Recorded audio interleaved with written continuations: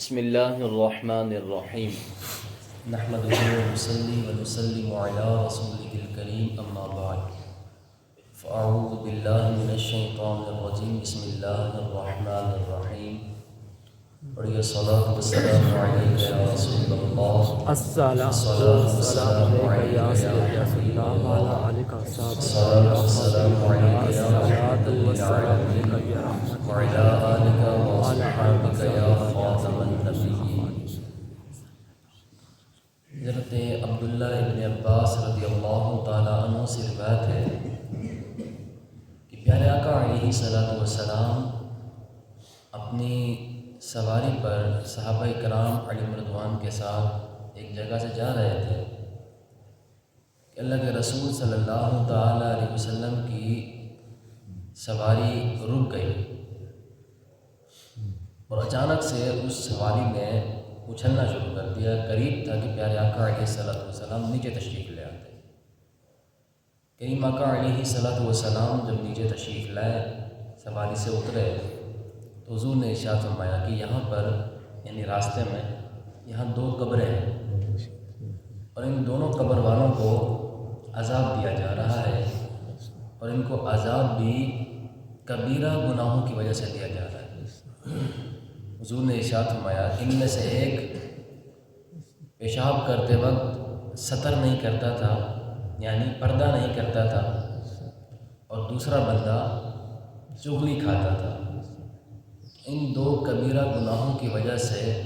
انہیں عذاب دیا جا رہا ہے۔ اس کے پاس ہی ایک درخت تھا، اللہ کے رسول صلی اللہ تعالی علیہ وسلم نے وہاں سے ایک ٹہنی توڑی، اس کے دو حصے کیے اور دونوں قبر پر وہ لگا دیے۔ حضور نے ارشاد فرمایا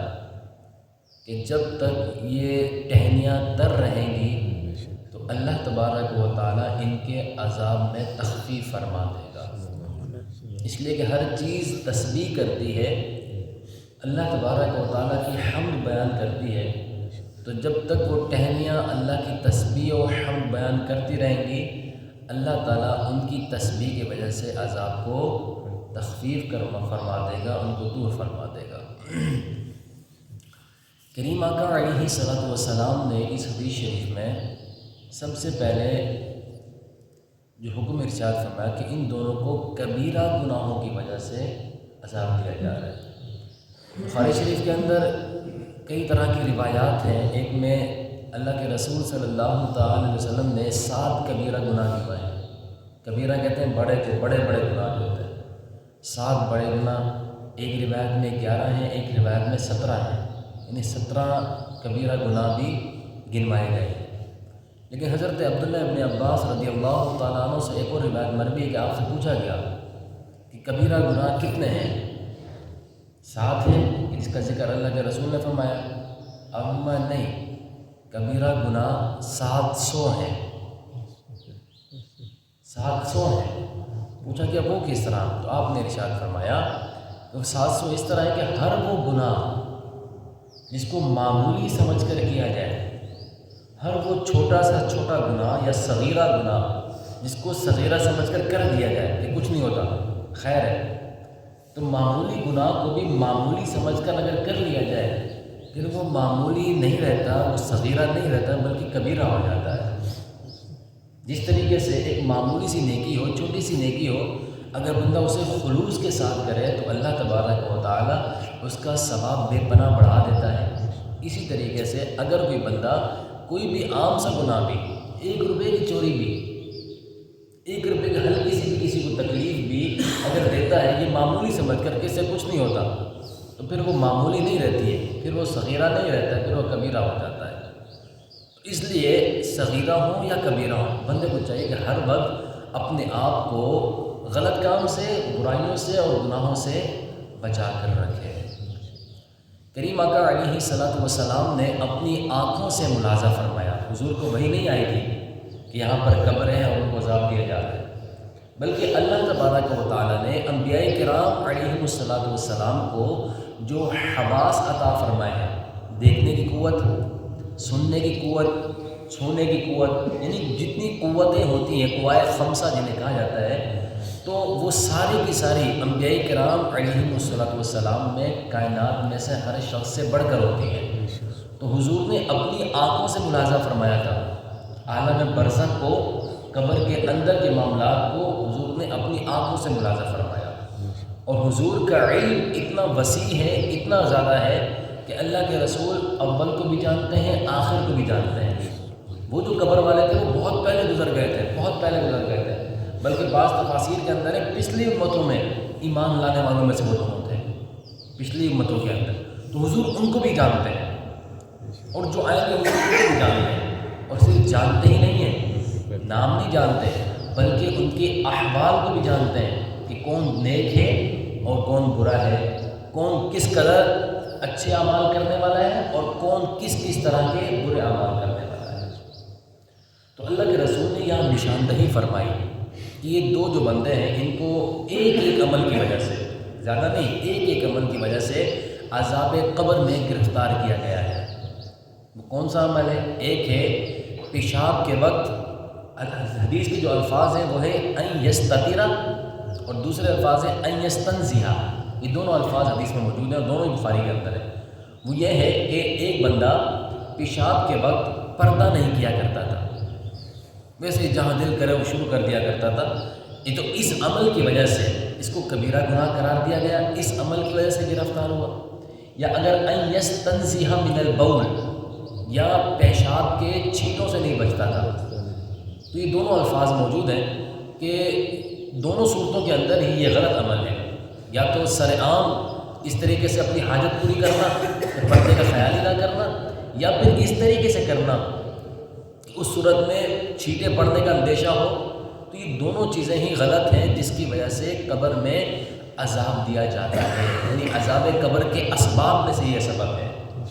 بہت سے افراد جو کھڑے ہو کر پیشاب کرتے ہیں، خیال نہیں کرتے، یا بہت سے افراد جو پینٹ شرٹ وغیرہ پہنتے ہیں تو وہ اس طرح کرتے ہیں تو وہ خیال نہیں کرتے کھڑے ہو کے کرنے میں، اور یا کپڑوں کو سکیڑ کر نہ کرنے میں اس چیز کا خطرہ ہوتا ہے کہ چھینٹے پڑ سکتے ہیں، اور اس سے بچنا بہت ضروری ہے۔ اگرچہ معمولی ہو، نظر نہ آتے ہوں، تب بھی نظر نہ بھی آتے ہوں تب بھی ان کے لیے یہی وعید ہے کہ اگر نہیں بچے گا تو قبر میں گرفتار ہو جائے گا۔ دوسرا حضور نے ارشاد، دوسرا بندہ چغل خور تھا، چغلی کھاتا تھا۔ چغلی کسے کہتے ہیں کہ دو مسلمان بھائیوں کو، دو افراد کو لڑوانے کے لیے ایک کی بات دوسرے تک کرنا، نقصان کی غرض سے ایک کی بات دوسرے کو کرنا، یہ چغل خوری کہلاتی ہے۔ اور اللہ کے رسول صلی اللہ تعالی علیہ وسلم نے ارشاد میں لا يدخل الجنت نمام، چغل خور جنت میں جائے گا ہی نہیں۔ مسلمانوں میں جدائیاں کروانے والا، لڑائیاں کروانے والا، آپس میں اختلافات پیدا کروانے والا شخص وہ جنت میں نہیں جائے گا۔ تو اللہ کے رسول صلی اللہ تعالی علیہ وسلم نے فرمایا کہ خاص طور پر ان دو چیزوں سے بچو، بچنا سب سے ہی ہے لیکن ان دو چیزوں سے خاص طور پر بچو کہ قبر میں جب تمہارا کوئی ساتھی نہیں ہوگا، کوئی مددگار نہیں ہوگا، تم تنہا ہوگے، اس وقت جب تمہیں آسرے کی ضرورت ہوگی، سہارے کی ضرورت ہوگی، ایسے وقت کے اندر اگر ان اعمال کی وجہ سے پکڑ لیا جائے گا کوئی بندہ تو پھر وہ بچ نہیں پائے گا۔ لہذا ان چیزوں سے بچو، دیگر سے بھی بچنا ہے اور خاص طور پر ان چیزوں سے بھی بچنا ہے۔ اللہ کے رسول نے آخر میں اس کا حل یہ پیش کیا کہ حضور نے ٹہنی لگا دی۔ ٹہنی لگانے کی وجہ بھی یہی ہے کہ ٹہنیاں جتنی بھی چیزیں ہیں اللہ تعالیٰ نے پیدا کی ہیں وہ ساری کی ساری تسبیح کرتی ہیں، تسبیح کی وجہ سے قبر والے کو سکون ملتا ہے، راحت ملتی ہے، اطمینان ملتا ہے، اللہ تعالیٰ کی رحمت اترتی ہے جس کی وجہ سے عذاب دور ہو جاتا ہے۔ اسی وجہ سے ہم قبروں کے اوپر پھول بھی ڈالتے ہیں۔ بہت سے لوگ اس کو بدعت کہتے ہیں یا ناجائز کہتے ہیں، غلط کہتے ہیں، حالانکہ اللہ کے رسول صلی اللہ تعالی علیہ وسلم کا یہ عمل ہی اس بات کی دلیل ہے کہ قبر کے اوپر پھول اور اس طرح کی چیز ڈالی جا سکتی ہے کہ جس سے ذکر کی امید ہو۔ اس سے آپ یہ اندازہ لگائیں کہ جو ٹہنیاں بظاہر ہمارے سامنے ذکر نہیں کر رہی ہوتی، حقیقت میں ذکر کر رہی ہوتی ہیں، ذکر نہیں کر رہی ہوتی، تو ان کا رکھنا باعث ثواب ہے، ان کا رکھنا مردے کے لیے باعث سکون ہے۔ تو پھر اگر کوئی وہاں جا کر تلاوت کرے، ایک ہے جس کا ذکر سمجھ نہیں آ رہا، اس کے ذکر سے سکون مل رہا ہے، تو جس کا ذکر سمجھ میں آ رہا ہو، قرآن کی تلاوت کی جا رہی ہو، تو اس کے ذکر سے مردوں کو کتنا سکون ملے گا۔ اللہ کے رسول صلی اللہ تعالی علیہ وسلم نے ارشاد فرمایا، حضرت علی روایت کرنے والے ہیں کہ جو بندہ قبرستان میں جائے اور جا کر 11 مرتبہ سورہ اخلاص پڑھے، اور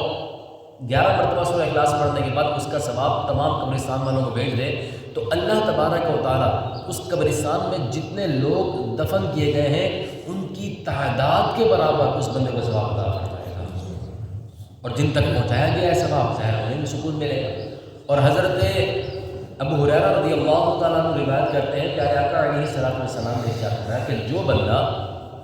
قبرستان میں جانے کے بعد 1 مرتبہ سورہ یاسین پڑھے اور اس کا ثواب مردوں کو پہنچا دے، اللہ تبارک و تعالیٰ سورہ یاسین کی برکت سے تمام قبرستان والوں کی مغفرت فرما دیتا ہے۔ تو اس لیے وہاں چاہے پھول ڈالیں، چاہے تر ٹہنیاں لگائیں۔ اچھا، ٹہنیوں کی ایک چیز خاص خیال رکھیں، بہت سے لوگ کیا کرتے ہیں، بڑی بڑی ٹہنیاں توڑتے ہیں، جس کی وجہ سے درخت جو ہوتے ہیں قبرستان میں وہ خالی ہونا شروع ہو جاتے ہیں، اور روزانہ کی بنیاد پر ڈالتے ہیں، جس کی وجہ سے جو فائدہ حاصل کرنا ہوتا ہے درختوں سے وہ نہیں حاصل ہو پاتا ہے۔ اس سے اجتناب کرتے ہوئے، چونکہ مقصد ہے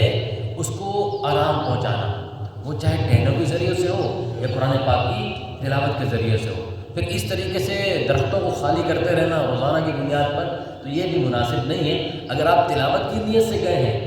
تو ظاہر تلاوت کر لیں، جو مقصد ٹہنیوں سے حاصل ہونا ہے وہ تلاوت سے بھی حاصل ہو جائے گا۔ تو اس لیے چاہے پھول ہوں، ٹہنیاں ہوں، یا ذکر ہو، قرآن پاک کی تلاوت ہو، ان ساری چیزوں کے ذریعے سے اللہ تبارک و تعالیٰ مدفونین جو دفن کیے گئے ہیں، مرحومین جو گزر چکے ہیں، انہیں راحت عطا فرماتا ہے۔ اس لیے گناہوں سے بچنا بھی ضروری ہے،